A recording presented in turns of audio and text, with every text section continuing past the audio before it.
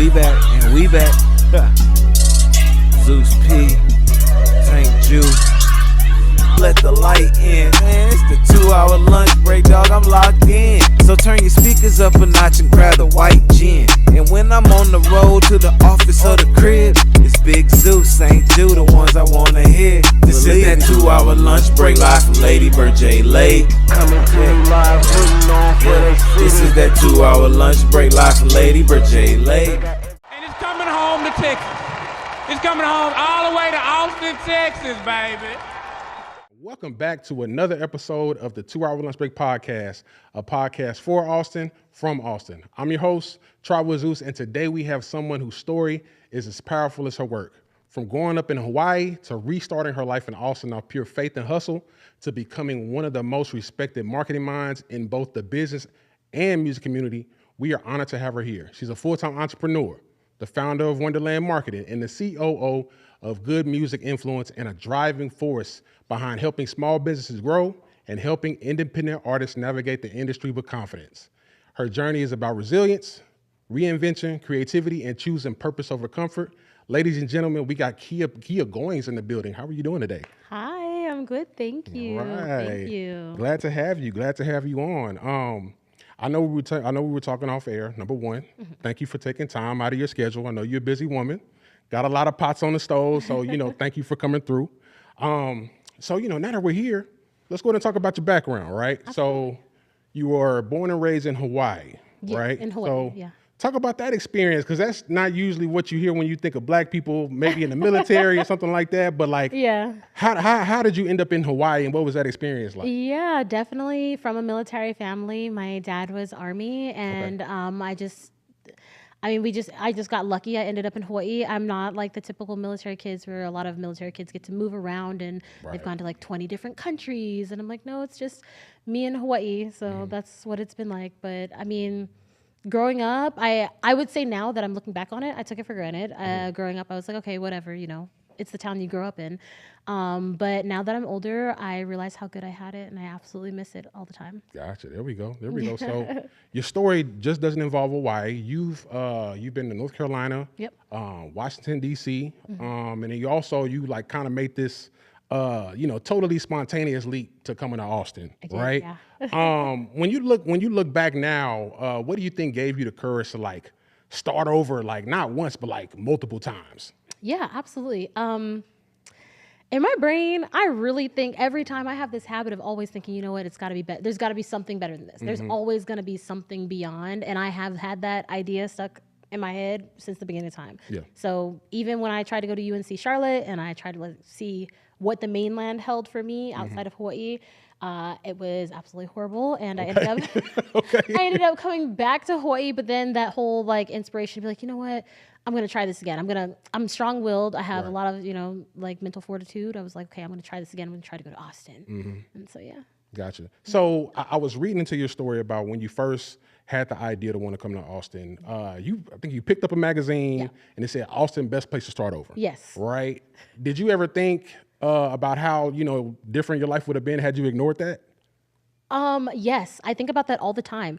Every time I go back home, and don't get me wrong, I love Hawaii. I love my home. I do, but every time I go back home, I tend to see a lot of my friends in the same places, like doing the same things that we've always done from growing up. And I think to myself all the time, like I know I would have been in the same place doing the same thing, not really living life to the fullest.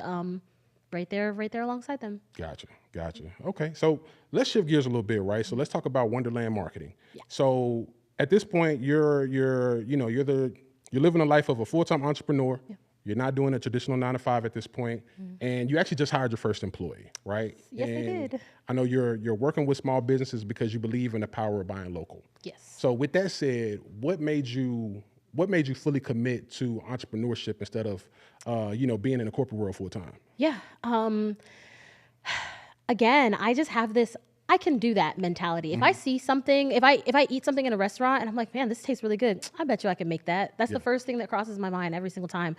When I came to Austin, I started working at a lot of mom and pop restaurants, mom and pop services companies and things like that. And I saw them, how they actually took it from absolutely nothing to something huge. I saw a company go from 1 million in revenue for the first year. By the 7th year, they were in $25 million in revenue. Ooh, wow. And this is a plumbing company, Yeah. right? So I was like, if they could do that, and I remember I was there like from the nitty gritty, from where it started, from the bottom of the barrel. I'm like, if they could do that, I could do that. I'm Right. smart. I could do that. Exactly. And that's really what inspired me to go full time for Wonderland Marketing. I mean, I had been doing marketing for almost 10 years. I had been doing it for multiple companies. I had a proven track record, and I was like, so why wouldn't I just do that? And if I know I don't want to work for big enterprises and corporations, and I believe in the notion of shopping local and helping to stimulate local economy, why not just do it? There we go. Yeah. There we go. So I know Wonderland Marketing is all about creativity meeting data and strategy. Absolutely. Right. What gap did you see in the market that made you want to build this agency? Yeah. So what I started to see when I first started working on Wonderland Marketing, right now it's been my first official year in business. So probably even 2 years prior to that. So the last 3 years, I kind of saw the direction in which social media was going. It's not, ads are different, right? Like influencers are important. The data from your demographic is super important. And I saw the gap that I saw is that a lot of people don't understand that. A lot of people are just kind of like spray and pray. They're just putting content out there. They don't know what to do. They know the phrase content is king, but they're just kind of trying anything. And at the time, I was working at a tech company, an AI company, and I just learned the importance of data. And I was like, okay, that's the issue. A lot of people don't know how to read their data, or they don't know how to collect their data, or whatever it is, in order to help advise them on how they should be marketing and what they should be doing, you know? Gotcha.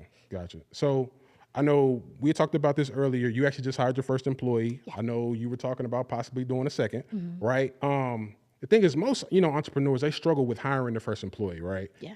How did you know it was time, and what was the scariest part of that, that initial decision? Yeah. Oh my gosh.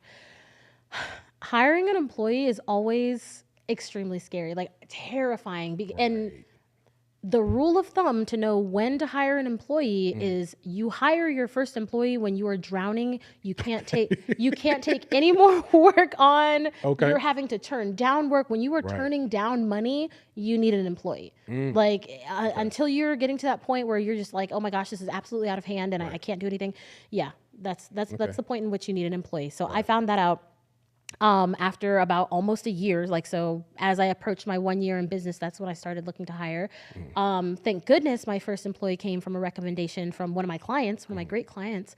And yeah, it was just a perfect fit. She was going to school for marketing. She's a very mature, smart, young woman. And I was like, cool, you're already wanting to learn marketing. You're willing to work, for a decent entry level, hourly pay. And yeah, it just all worked out. There we go. So I know, like you said earlier, Wonderland Marketing is almost a year old at this point. Yeah. So you had some time as far as like the entrepreneurial side of things. Now, what do you think most small businesses misunderstand about digital marketing today, now that you spent some time in that space? A lot of small businesses, the main thing about digital marketing that I feel like small businesses don't understand is the difference between lead generation and brand awareness. A lot of times they're like, hey, I just need to push these ads on Facebook and on, all of the meta platforms, and I need to also push these Google ads, and they think that that's going to bring them a lead. That's not necessarily what that does. That brings them brand awareness, and some people can't tell the difference. Okay. Got it. So I was going to say, outside of Wonderland, you also, delve in music, artist management. Yeah. Right. So I know initially, like looking into your background, you originally got into music marketing because you were dating an artist at the time. I was. And you saw firsthand how chaotic it is for independent creatives. Yeah. Right. What made you fall in love with like the business side of the music? Yeah. So I've always been an analytical person. I'm just not creative. And it's crazy because I spend most of my time around creatives, but I'm just not creative, and that's okay. But just seeing where I can contribute. For me, I like to be a person of value. Yeah. At the time, the gentleman that I was dating, it's like, okay, cool. They had the music. I thought they were really good. Right. They were getting booked a little bit for a couple of gigs. Some of them paid even. And I was like, well, man, what what can I do? Like, I know I can do something other than be the supportive girlfriend. Yeah. So I taught myself how to code a little bit. I taught myself how to build websites from scratch and from drag and drop. I taught myself a little bit about graphic design, the whole Adobe suite, to make flyers. I taught myself I was like, okay, well, I want to see him on more stages. Right. Why don't we just throw a show? I taught myself how to throw shows. Oh, wow. And just YouTube University all over the Right. place. Yeah. Yeah. There we go. So that's really kind of what got me into that. That's what got me into this stage of, okay, you guys have the creative arts and stuff. I'm obviously the analytical person. I will take over the business side over here. Gotcha. And the more I delve into it, the more I like dug into music business, the more I realized it really is 90% music business, 10% music. Yeah. Yeah. There we go. So I know at this point though, you're not working with Jay Soulja's team, right? Yes, We actually, I am working. Yeah. right? So shout out Jay Soulja. We was just Shout out talking about Jay him off Soulja. there. So outside of Jay Soulja, you also support independent artists and you help run the pre-roll as well. With that said, what has working in Austin's music scene taught you about like resilience? Because I know it's a tough market because the city of Austin doesn't really cater to hip hop. Right. So specifically, the hip hop scene in Austin is the epitome of resilience. And I say that because Austin, when I came here, everybody told me, oh, it's the live music capital of the world. Right. Other people come here for music because it's the live music capital of the world. I had no idea. I was like, oh, well, that's cool. When you go out and you see all this live music, you barely see any hip hop, R&B, elements of music stemming from Black culture. And I think the hip hop scene has really shown a lot of resilience by making their presence known. We have a lot of really great artists that stand out for us. Black Odyssey, Mama Duke, Jay Soulja himself. Oh, yeah. Austin's hip hop scene is very much on the map, and I like to see it growing. I love to see it grow more and more. It's really just being in the scene has taught me that just to dig through all the noise. There's going to be a lot of noise out there, and there's going to be a lot of things that try and deter you and like turn you into a different direction. But just like, to fight through all the noise. Right. Yeah. Right. So I was going to say, so with that said, from your perspective, right, what's the biggest challenge that Austin artists face that outside people wouldn't understand? That outside people wouldn't understand? I think that Austin isn't so specifically Austin hip hop artists, right? Okay.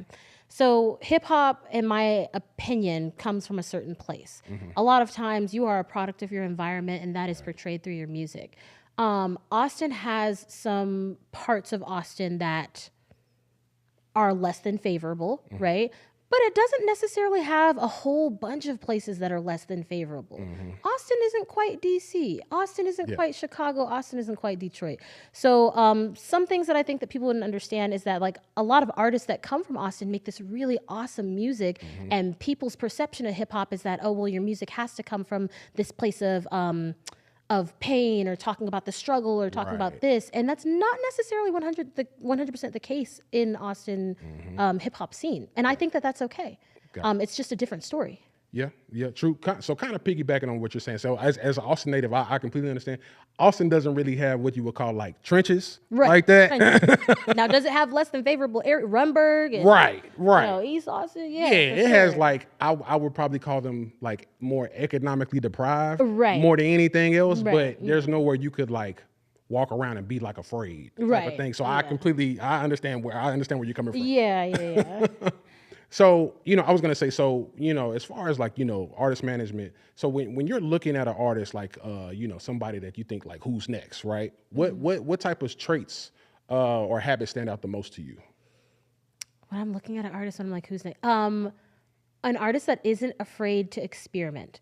And I know that sounds crazy because some artists be experimenting and it's not, it doesn't work right. But an artist that isn't afraid to experiment and an artist that isn't afraid to fail and fail fast. Like that's the trick. Fail fast, get up, keep riding. And I think that is one of the main qualities, that and experimentation, and also obviously having talent. Those things are what pushes the artist pretty far.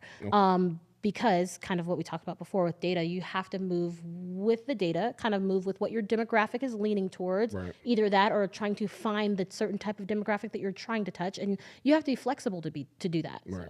So if an independent artist came to you with like zero budget, right?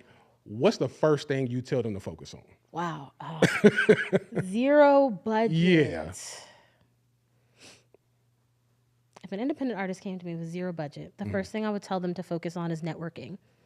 Yeah. Gotcha. So a lot of times I saw this on Instagram posted somewhere where it's like there are 3 things you need to have, and that's knowledge, money, and time. When you don't have one, you use the other 2 to get it. So if you don't have money, then you need to use your knowledge and your time to be able to get that money. You networking might be able to allow you into certain rooms and talk to certain people that might be able to get you on a show, that might be able to link you with the right people that can help you get your royalties in order, that can help you kind of like figure out a budget, or even grants and things like that that you can be having to be able to supplement your artistry. So yeah. Gotcha.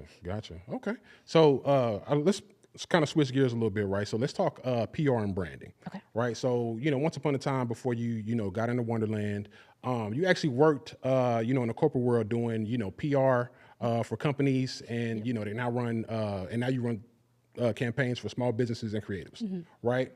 With that said, what's one myth about PR that you wish people would stop believing?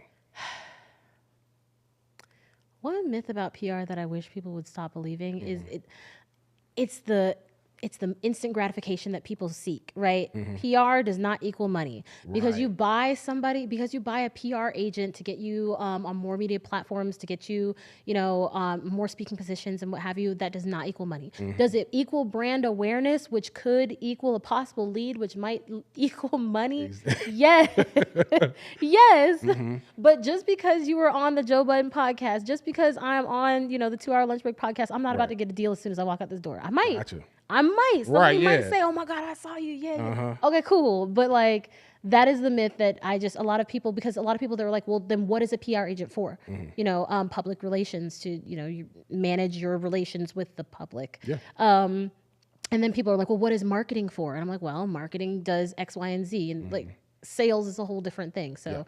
That is one thing about PR I want people to know, is that PR does not automatically fix everything, and it does not automatically bring in buckets of dollars. Exactly. So there we go. So, now that you have some experience with that, what's the biggest mistake that you see entrepreneurs make when it comes to branding?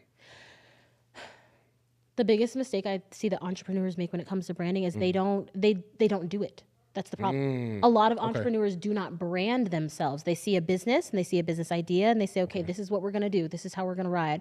And instead, branding is super important. When we see Nike, we see the Nike check, right? Like that is familiar, right? When I see the 2 Hour Lunch Break podcast logo, like I am familiar with that logo. A lot of people do not think about their brand colors. They do not think about their logo. They do not think about what their brand sounds like, the tone, the feeling of their brand. They don't think about any of those things. And then what happens is that you try to expand and grow, and then you have brand inconsistency. And and when you have brand inconsistency, well, now we've got, you posting super ratchet things on your Instagram, but then we have a very wholesome, nice YouTube where we're looking at the podcast.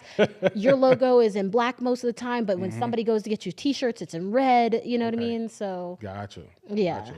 Okay. So kind of building on that, I know a lot of companies, they spend money on ads, design, social media content. What is the most underrated marketing investment that a business can make?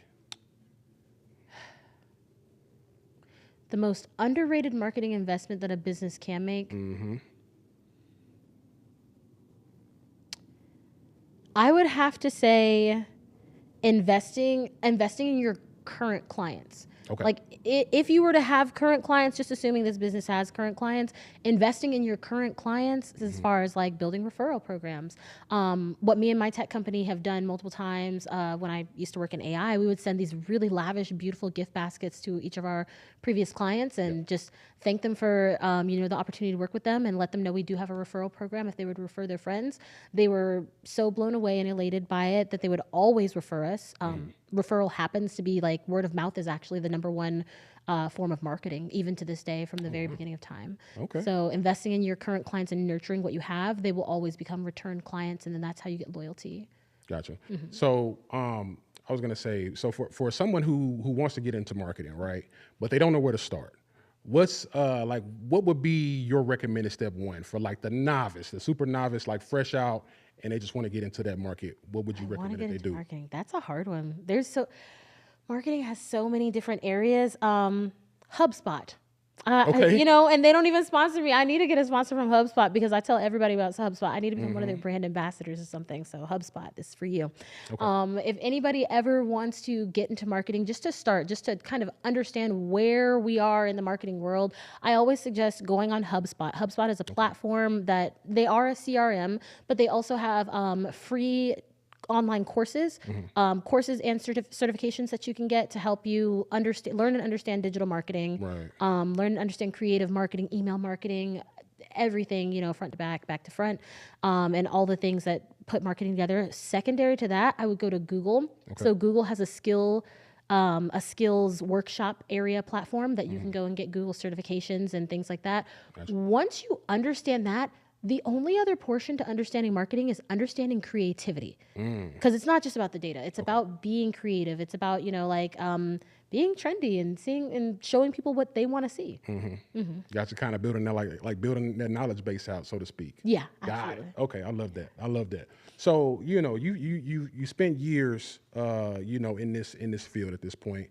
What's a tough lesson that you've learned in the hard way in entrepreneurship that you now, you know, kind of warn other people about now? Yeah. And I feel like everybody says this, but I'm going to double, triple, quadruple down on this. Undercharging yourself. It's the famous one. Undercharging yourself is so real, and you get so scared, and you don't want to tell somebody your price, and then you're like, oh, but well, then what if I don't get that customer? And you really have to understand that maybe that wasn't your customer. Like, if they can't afford it, that you are not within their budget, and that's okay. That's okay. Not everybody can afford a Maserati. Some people need to go and get that Honda Civic, and that's cool because the Honda Civic runs, right? It runs just as well. So, but for me, I'm Maserati, right? And then once you can afford a Maserati, step into my office, right? So, so certain things like that, undercharging, I had to learn that the hard way, where I ended up charging somebody one time. I was doing everything under the sun under the marketing umbrella for somebody for like $200. I was like, $200 a month. I was building a website. I was doing SEO. I was doing graphic design, Google Ads, social media management. Like, I was just going crazy. And I still had my 9 to 5. They were catching a deal working with you at that point. That's crazy. And I still had my 9 to 5. And it ran like that for like a year. He was actually the one that kind of inspired me.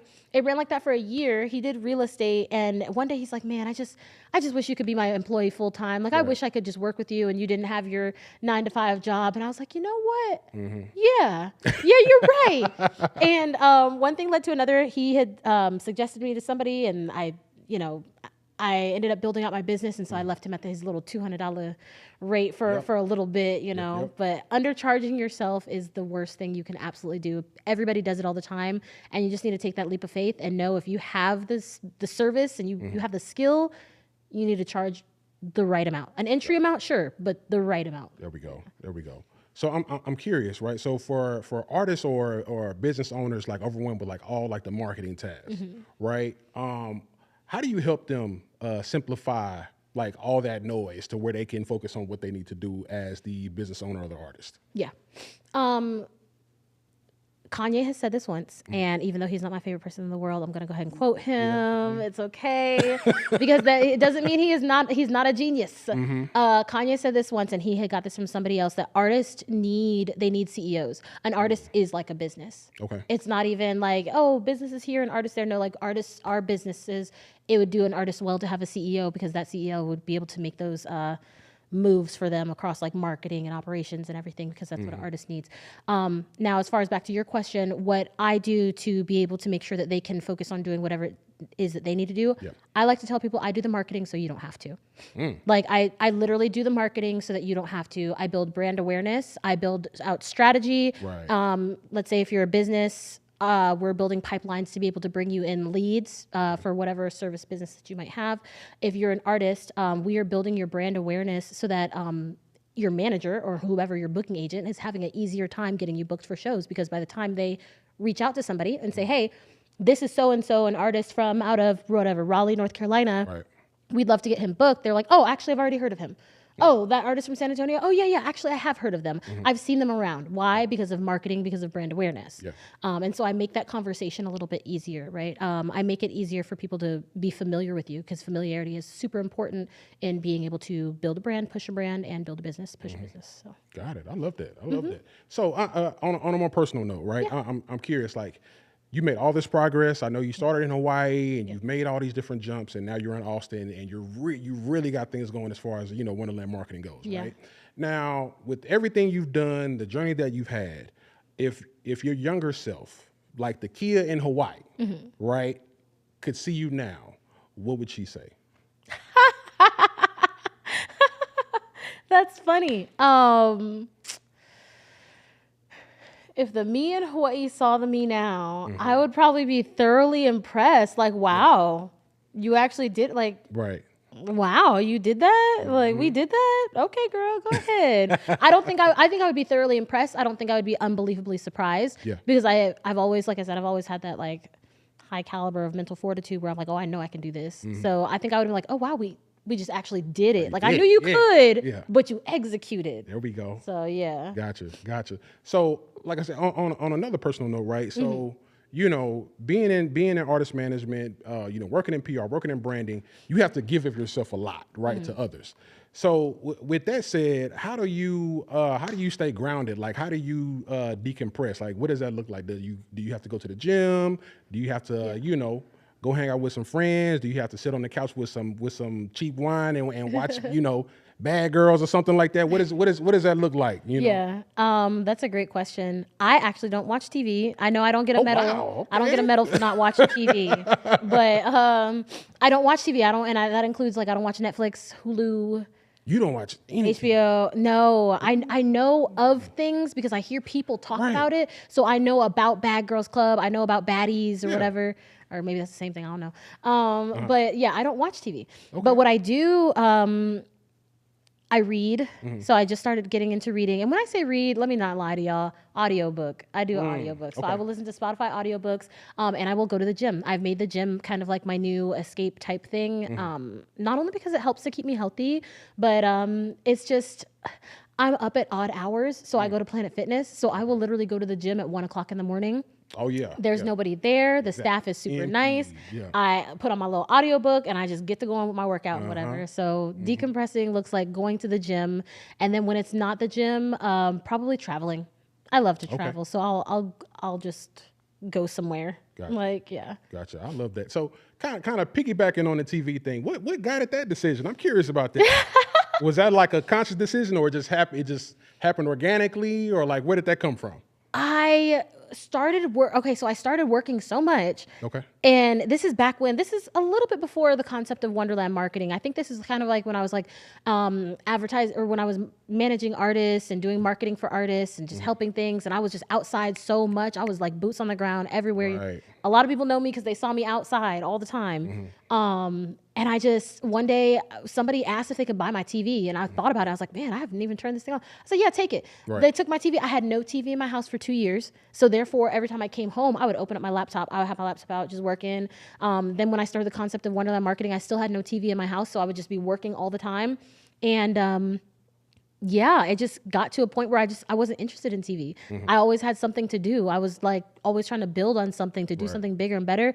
And in my brain, I just felt like TV just kind of like took me away from all of that and slowed me down. Okay. I don't know. Maybe I had no self-control on how much TV I watched. That could have been it. That could have been it. Okay. Maybe I had no self-control, so I just like stopped watching TV and just worked. And I do that to this very day. Okay. But I mean, I'll watch TV if it's on in the area and I'm sitting next to somebody watching it. Okay. Yeah. But you're not going to be at the house. I don't even pull it up Netflix. No. Gotcha. Unless every now and then, I'll watch anime. Not mad at that. Every now and then, I'm finna turn on some Attack on Titans. I'm finna turn on some Fruits Baskets. There we go. So, I got one more question for you, and I was actually kind of inspired to ask you this because it's my understanding that this is like one of your favorite interview questions, right? At this point, what's something that you're reading, listening to, or learning right now that's influencing your mindset? That's a good one.